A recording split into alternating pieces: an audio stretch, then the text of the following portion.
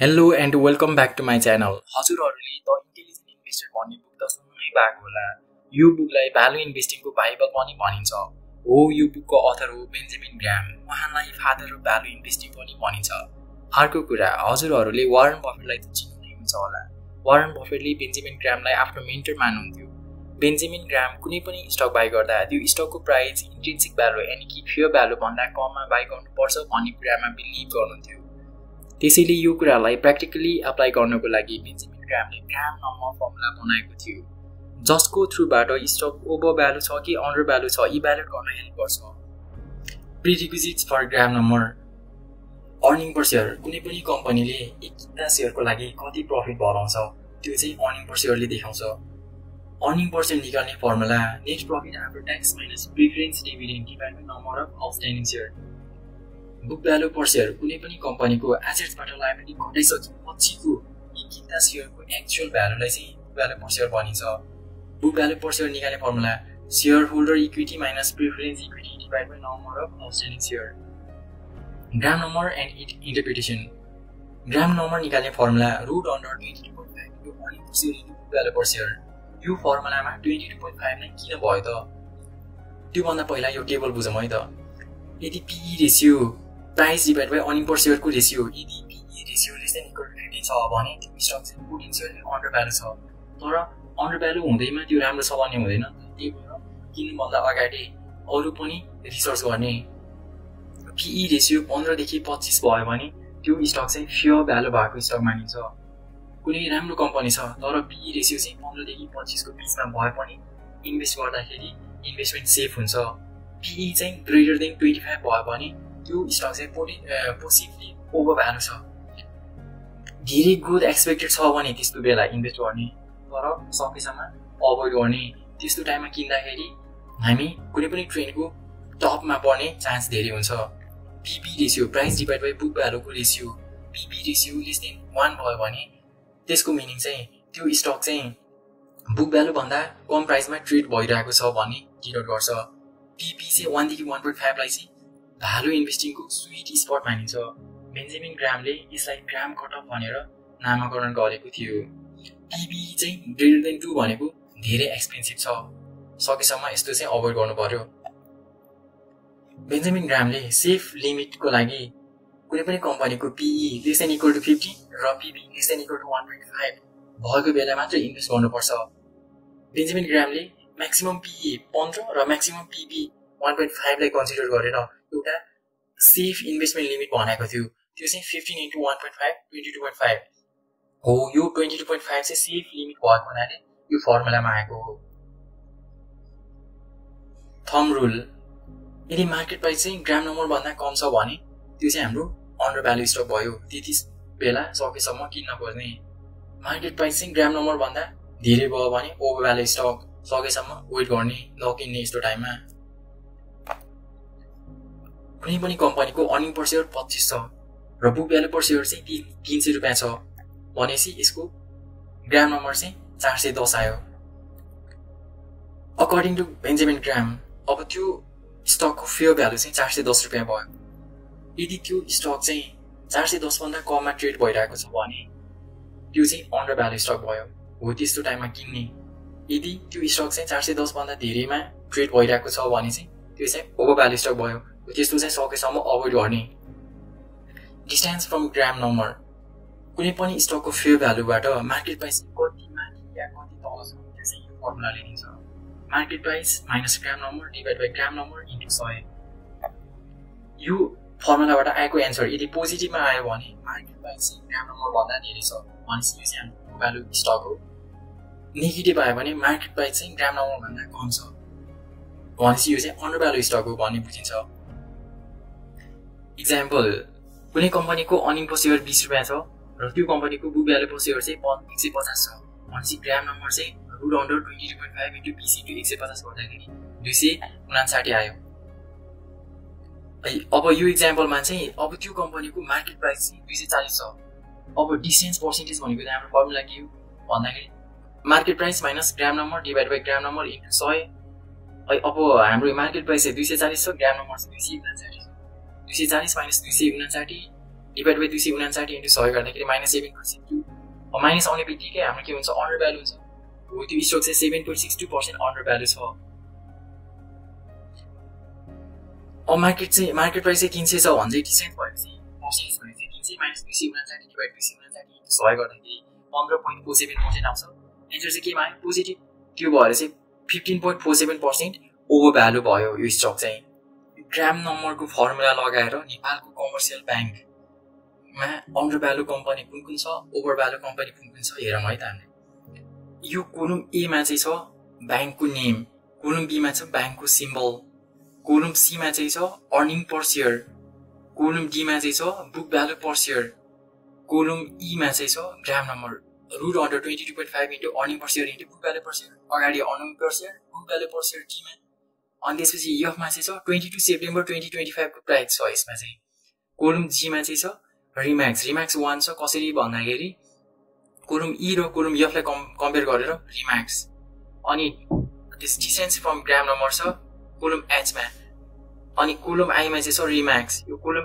H बाट चाहिँ यो कुन चाहिँ रिजल्ट आउँछ त्यो अनुसार रिम्याक्स 2 मा राखेको छौं यो डिस्टेन्स फ्रम ग्राम नम्बर चाहिँ हामीले अगाडि नै मैले भने फर्मुलाबाट यो market price minus Graham number divide ग्राम नम्बर इन्टु 100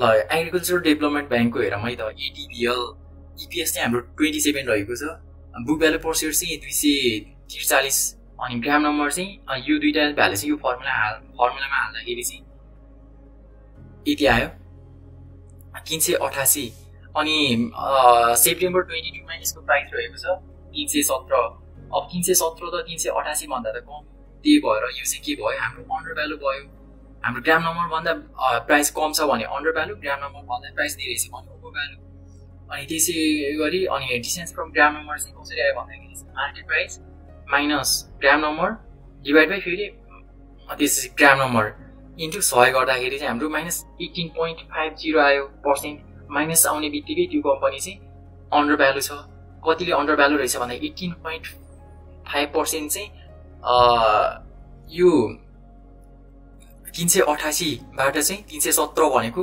18% कम रहेछ त्यसै गरी ग्लोबल आइएमई ब्याङ्कको हेर्ने भने अर्निङ पर सेयर चाहिँ 16 रहेको छ बुक भ्यालु पर सेयर चाहिँ 177 अनि ग्राम नम्बर चाहिँ 255 अनि प्राइस चाहिँ 243 अब 255 भन्दा 243 कम भयो त्यही भएर अन्डर भ्यालु अनि यसको ग्राम यो चाहिँ 4.61% ले अन्डर भ्यालु रहेको छ त्यसैगरी लक्ष्मी ब्याङ्कको चाहिँ हाम्रो earning per share 16 book value per share 186 अनि ग्राम नम्बर चाहिँ 266 अनि प्राइस चाहिँ 230 छ 230 भनेको 266 भन्दा कम यो चाहिँ अन्डर भ्यालु भयो फेरि यो फर्मुलामा हाल्दाखेरि चाहिँ -13.37% आयो भनेपछि 13.37% अन्डर भ्यालु रहेको छ त्यसैगरी हाम्रो माछापुच्छ्रे ब्याङ्क अनि को चाहिँ 17 EPS book value per share 157 अनि 247 ग्राम नम्बर अनि यो भनेको चाहिँ हाम्रो 229 चाहिँ हाम्रो मार्केट प्राइस रहेको छ यो दुईटा कम्पेयर गर्दाखेरि यो कम आयो त्यही भएर यो चाहिँ अन्डर भ्यालु 7.71% अनि अन्डर भ्यालु आयो त्यसैगरी हाम्रो Nepal bank limited Nepal investment mega bank limited NME bank limited अनि हाम्रो Prabhu bank limited prime commercial bank limited चाहिँ हाम्रो अन्डर भ्यालुमा रहेको छ अब ओभर भ्यालु चाहिँ सिटिजन ब्याङ्क इन्टरनेसनल लिमिटेडको अर्निङ पर सेयर चाहिँ जम्मा 8 रुपैयाँ रहेछ बुक भ्यालु पर सेयर चाहिँ 155 रुपैयाँ रहेछ यो कम्पनीको ग्राम नम्बर चाहिँ कति आयो 175 तर प्राइस कति छ 204 त 175 भन्दा धेरै भयो त्यही भएर यो चाहिँ ओभर भ्यालु भयो कतिले ओभर भ्यालु रहेछ भन्दाखेरि चाहिँ 16.78% ले ओभर भ्यालु रहेछ अनि एभरेज ब्याङ्क लिमिटेडको ग्राम नम्बर चाहिँ 459 प्राइस चाहिँ 700 रहेको छ त्यही भएर ओभर भ्यालु अनि 53% चाहिँ ओभर भ्यालु रहेको छ त्यसैगरी हाम्रो हिमालयन ब्याङ्कको ग्राम नम्बर चाहिँ 165 मार्केट प्राइस चाहिँ 198 भनेपछि यो पनि ओभर भ्यालु कति पर्सेन्ट 19% ले ओभर भ्यालु त्यसैगरी हाम्रो कुमारी ब्याङ्कको चाहिँ 160 अनि हाम्रो मार्केट प्राइस चाहिँ 189 रहेको छ ओभर भ्यालु भयो कति पर्सेन्ट 18% ले ओभर भ्यालु त्यसैगरी नोबल ब्याङ्क लिमिटेडको प्राइस चाहिँ 373 प्राइस चाहिँ कति 510 भनेपछि ओभर भ्यालु भयो कति पर्सेन्टले 36% ले ओभर भ्यालु रहेछ त्यसैगरी नेपाल एसबीआई ब्याङ्क लिमिटेडको चाहिँ 264 चाहिँ हाम्रो ग्राम नम्बर अनि 384 चाहिँ हाम्रो प्राइस रहेको छ भनेपछि प्राइस त धेरै भयो ओभर भ्यालु भयो अब कति पर्सेन्टले 44% ओभर भ्यालु रहेछ। अनि हाम्रो एनएससी एसियाको चाहिँ प्राइस चाहिँ ग्राम नम्बर चाहिँ 69 छ, प्राइस चाहिँ कति छ 331 भनेपछि ओभर भ्यालु कति पर्सेन्टले 377% ओभर भ्यालु रहेछ। हो यति धेरै ओभर भ्यालु भयो नि त, धेरै प्राइस माथि भयो नि त सब। जस्तै हाम्रो यो जुन चाहिँ भन्दाखेरि माइनस त जति त कम भयो त्यति राम्रो भयो होइन, जति अन्डर भ्यालु भयो त्यति राम्रो भयो। र पोजिटिभ पनि जस्तै यो 16 पनि ठिकै छ। अनि हाम्रो जस्तो यो 4 हेर 4 त्यस्तो नजिक भयो नि त, ग्राम नम्बरको नजिक भयो नि त। यतिमा किन्दाखेरि चाहिँ हामीलाई त्यस्तो धेरै फरक पर्दैन। सानिमा ब्याङ्कको चाहिँ ग्राम नम्बर चाहिँ 268 छ अनि हाम्रो प्राइस चाहिँ 337 रहेको छ भनेपछि ओभर भ्यालु भयो कति पर्सेन्ट 25%। सिद्धार्थ ब्याङ्कको चाहिँ प्राइस चाहिँ 345 के अरे ग्राम नम्बर चाहिँ 345 प्राइस चाहिँ 361 भनेपछि 4% को ओभर भ्यालु रहेछ। स्ट्यान्डर्ड चार्टर्ड ब्याङ्कको चाहिँ ग्राम नम्बर चाहिँ आयो हाम्रो 222 अनि प्राइस चाहिँ 618 छ भनेपछि 177% ले ओभर भ्यालु आयो। हो यस्तो चाहिँ सकेसम्म अभोइड गर्ने। फर्स्टमै तपाईँले धेरै पैसा तिर्नु भयो भने त अब तपाईँले प्रफिट गरे नि तपाईँले थोरै कमाउनुहुन्छ। यदि तपाईँले थोरैमा किन्यो भने त यदि प्रफिट भयो भने तपाईँले धेरै कमाउनुहुन्छ नि त। Advantage and limitation. Gram number चाहिँ पर्फेक्ट छैन। ग्राम नम्बरमा चाहिँ कम्पनीले अर्निङ गर्न सक्ने क्यापेसिटी र कम्पनीसँग भएको एसेट्सको स्ट्रेन्थलाई मात्र कन्सिडर गरेर बनाएको एउटा फर्मुला हो। त्यही भएर त्यो दुईटा बाहेक अरू जस फ्याक्टरहरू कन्सिडर गरेको छैन। त्यही भएर ग्राम नम्बर चाहिँ पर्फेक्ट छैन। तर ग्राम नम्बरको एडभान्टेजहरू के छ? ग्राम नम्बरको एडभान्टेजहरू चाहिँ यो कुनै पनि कम्पनीको फेयर भ्यालु चाहिँ हामीले इक्विटीमा निकाल्न सक्छौँ यो फर्मुला युज गरेर। यो फर्मुलामा चाहिँ कम्पनीको अर्निङ स्ट्रेन्थ र एसेटको स्ट्रेन्थलाई कन्सिडर गरेको हुनाले हामीले जस बाइङ गर्दाखेरि जति सक्दो कममा कसरी बाइ गर्ने त्यो चाहिँ अनि कतिमा बाइ गर्ने त्यो चाहिँ हामीले थाहा पाउन सक्छौँ। यो फर्मुला चाहिँ भ्यालु इन्भेस्टरको लागि चाहिँ बेस्ट टुल हो। अनि जस्तै हामीले किन्दाखेरि यो फर्मुला युज गरेर सेफ्टी मार्जिन चाहिँ हामीले बढाउन सक्छौँ। फर इक्जाम्पल यदि कुनै कम्पनीले एकजनाले चाहिँ त्यो कम्पनीको सेयर चाहिँ 500 मा किन्यो अर्कोले चाहिँ 300 मा किन्यो। अब 300 मा किनेको त प्रफिट हुने चान्स त धेरै छ नि त। त्यही भएर चाहिँ उसले चाहिँ धेरै सेफ्टी मार्जिन मेन्टेन गरेकै हो। त्यो सेफ्टी मार्जिन मेन्टेन गर्नलाई चाहिँ यो फर्मुला चाहिँ हेल्प गर्छ। लिमिटेसन। यो फर्मुला चाहिँ स्टेबल कम्पनीहरूमा मात्र राम्रो रिजल्ट दिन्छ। हाई ग्रोथ र लस मेकिङ फर्महरूमा चाहिँ यो फर्मुला खासै काम गर्दैन। नेपालको कन्टेक्समा हेर्ने भने नेपालको कन्टेक्समा हाम्रो कमर्सियल ब्याङ्कको सेक्टरमा चाहिँ राम्रो रिजल्ट दिन्छ यो फर्मुलाले।